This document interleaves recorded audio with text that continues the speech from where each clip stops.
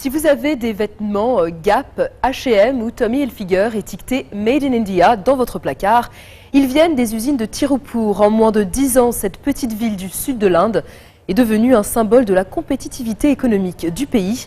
Plus de 500 000 personnes travaillent pour cette industrie florissante avec un chiffre d'affaires d'1,6 milliard de dollars pour l'année 2014.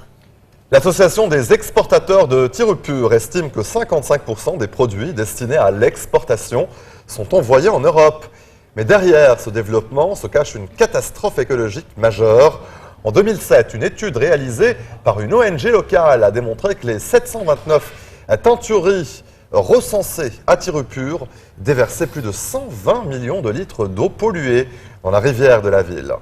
Pour les 300 000 fermiers qui irriguent leurs champs avec cette eau, l'essor de l'industrie textile indienne signifie la ruine et parfois la mort. En 2002, des médecins ont prouvé que plus de 30% de la population aux alentours du barrage souffrait de maladies liées à la pollution des eaux. Reportage de Mayalène de Castelbajac, Arun Kartik et sur Habitando. Tirupur, capitale du textile. C'est ici que sont fabriqués 90% des vêtements exportés par l'Inde. Les marques du monde entier font produire des millions de pièces à moindre coût et au détriment de l'environnement. Responsables des dommages les plus importants, les teintures chimiques toxiques pour la plupart, mêlées aux eaux usées et qui sont rejetées dans cette rivière. En tout, plus de 120 millions de litres par jour, une catastrophe écologique.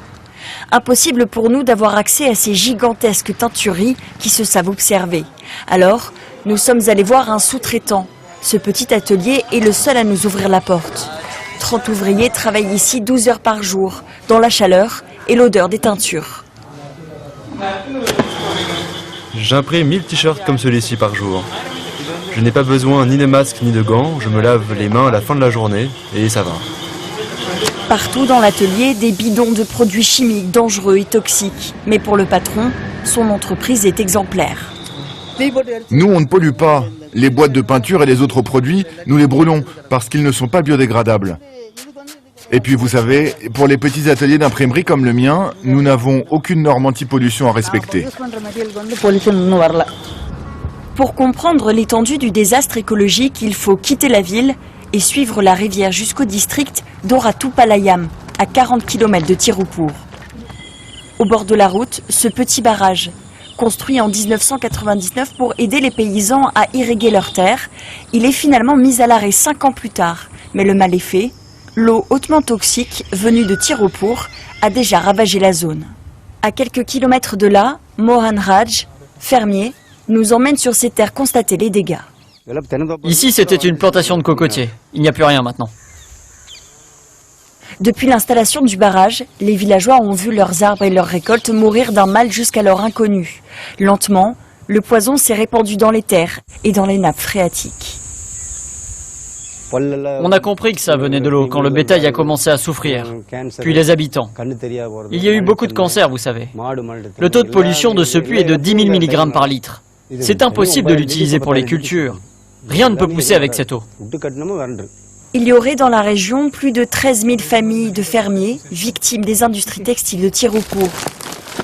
Pourtant, ils ne sont qu'une poignée à se battre avec à leur tête cet homme de 55 ans. Ça, c'est de l'eau qui vient des usines de teinture. Malgré l'arrêt du barrage, il nous montre que la pollution continue d'arriver par les affluents de la rivière. La technique des usines de teinture à Tirupur, c'est de stocker leurs eaux polluées. Et une fois la saison des moussons arrivée, ils mélangent leurs déchets avec l'eau. C'est comme ça qu'ils camouflent leur pollution.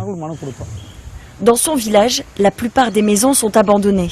Sur 2000 habitants il y a 15 ans, seuls 600 sont restés. Ils mènent une action en justice pour obtenir le remboursement de leurs terres, leur dernier espoir. L'État a échoué. Toutes ces victimes pour servir quelques gros industriels. Qu'est-ce que le gouvernement a fait pour nous aider? Rien. Il n'a jamais rien fait. Aujourd'hui, on attend des compensations financières. Sans elles, nous sommes condamnés. Et pourtant, teindre sans polluer est possible. Nous avons été invités à visiter une usine dite modèle. Ici, nous affirme le propriétaire, il y aurait zéro pollution grâce à des procédés ultra modernes. Le patron nous fait visiter son usine et nous montre ce laboratoire où des échantillons d'eau sont analysés. Sur ce voyant s'affichent les niveaux de molécules dangereuses. Dans cette machine, on teste l'eau mélangée aux teintures pour voir si elle est polluée. On a obligation d'envoyer nos échantillons à un laboratoire qui nous donne le feu vert. Moderniser les usines pour ne plus polluer ou déposer le bilan. Les autorités ne laissent plus le choix aux industriels. Nous sommes les premiers en Inde à avoir utilisé cette machine qui permet zéro pollution. Elle nous fait économiser puisqu'on recycle l'eau. Il n'y a pas de perte financière et pas de pollution. Le Tamil Nadu a décidé ces dernières années de fermer plus de 200 usines de teinture très polluantes. Selon de récentes études indépendantes, des terres de la région de Tirupur ont encore un taux de pollution 10 fois supérieur à la limite autorisée.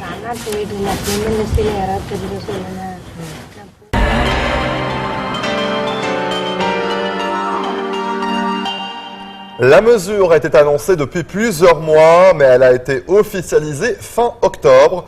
La Chine met donc un terme à la politique de l'enfant unique en vigueur depuis 1979 et autorise désormais tous les couples à avoir 2 enfants.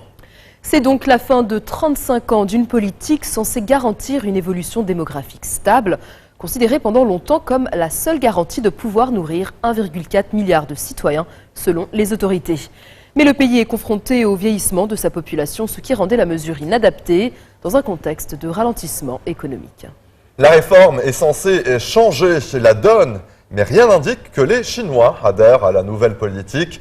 Pour des raisons financières, beaucoup de jeunes mariés hésitent de se lancer à fonder une famille.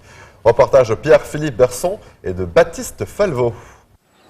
L'enfant unique est né ici. C'est dans ce comté de Judong, au nord de Shanghai, que la mesure a été expérimentée 10 ans avant le reste du pays.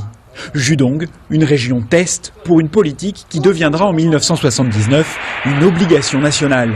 1 enfant par femme et 1 enfant seulement. Dès le départ, la mise en œuvre est brutale. J'ai dû avorter. Au bout de combien de mois? 3 mois et quelques jours.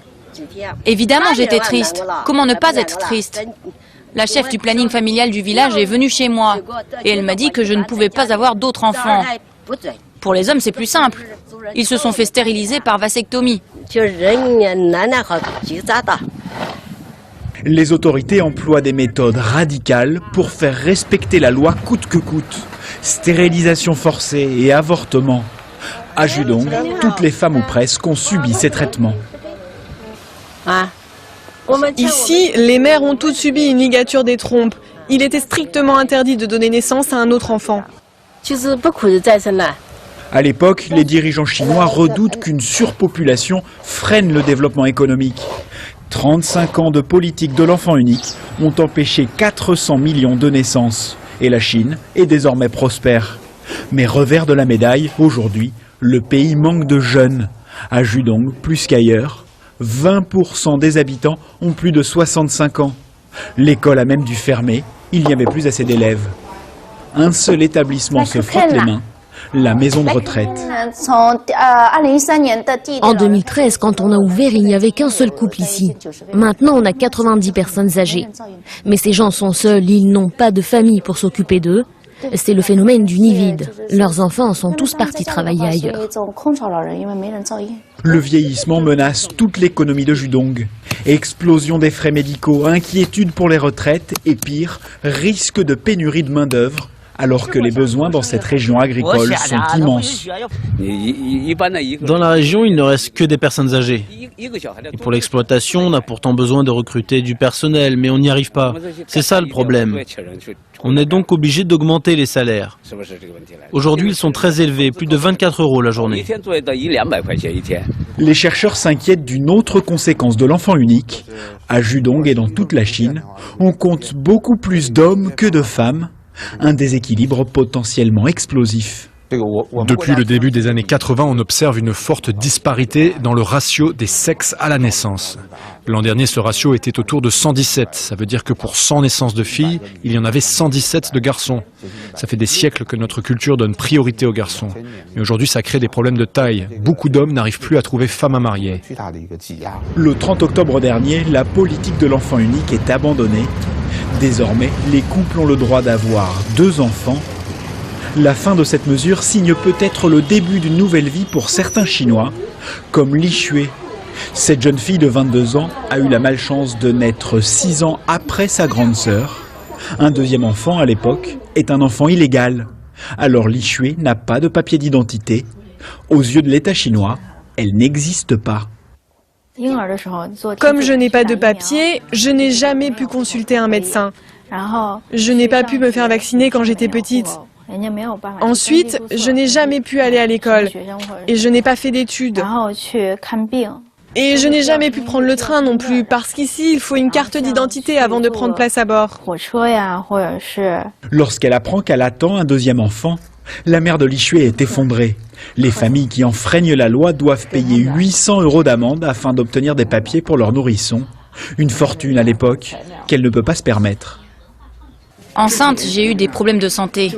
Un jour, je suis tombée, je me suis blessée et j'ai eu une forte inflammation des jambes et de la fièvre. Donc je ne pouvais pas avorter. Dès que mon patron a su que j'attendais un deuxième enfant, il m'a licenciée sur le champ. Li Xue a toujours été une citoyenne fantôme ne disposant d'aucun droit. Comme elle, 13 millions d'enfants chinois vivent clandestinement, coupables d'être nés en 2e position dans la fratrie. Pour eux, la fin de l'enfant unique peut être une délivrance. Li Xue a déjà porté plainte contre l'État chinois pour obtenir des papiers. Déboutée une première fois, elle espère voir son cas réexaminé. Avec l'abandon de la mesure, on va peut-être me donner un état civil. Je le mérite. Ce serait bien que les gens qui m'ont privé de papier soient punis. Li Xue espère sortir du néant administratif et faire de l'enfant unique une histoire ancienne. Code 24, c'est déjà fini pour cette semaine. Nous vous donnons rendez-vous la semaine prochaine pour une nouvelle fenêtre sur l'actualité internationale. Vous pouvez revoir cet épisode dès à présent sur notre site internet. N'hésitez pas non plus à nous envoyer vos commentaires à l'adresse qui s'affiche au bas de votre écran. Très bonne suite de programmes sur notre antenne et bonne soirée. Très bonne soirée.